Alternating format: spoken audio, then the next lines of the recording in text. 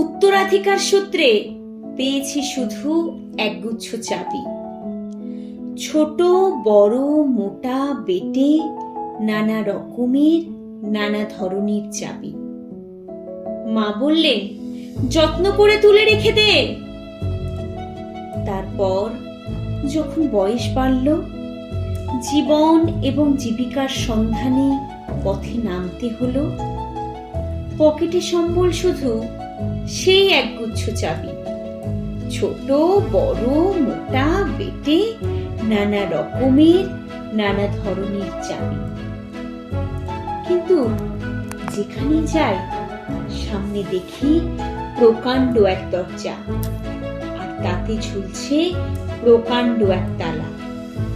Pocket থেকে চাবির গুচ্ছ বের করি। চাবি সে চাবি, ঘোরায় ফেরায়, লাগে না খোলে না। শ্রান্ত হয়ে ঘরে ফিরি। মা দেখেন আর হাসেন, বলেন, ওরে, তোর বাবার হাতেও ওই চাবি দিয়ে ওই দরজাগুলো খোলেনি। শুনেছি নাকি তার বাবার হাতে খুলতো। আসল কথা কি জানিস? এসব চাবি হলো সততার, সত্যের, যুক্তির, নিষ্ঠার। এসব দরজাগুলো খোলে না। তবুও তুই ফেলে দিস না। তুই যখন চলে যাবি, তোর সন্তানদের হাতে নিয়ে যাস এসব চাবির গুচ্ছ।